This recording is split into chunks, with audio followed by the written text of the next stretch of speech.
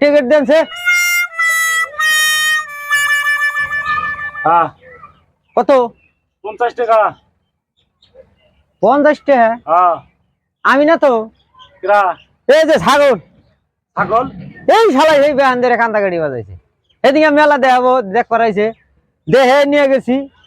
আজকে আবার এই জিদ ধরছে নাগর চালাই একটু লাস্টের দিন দেখাই রে। এই যে বেহানদের কান্দা গাড়ি বাজাইছে। ছাগলের না আর কম 20 টাকা নেন।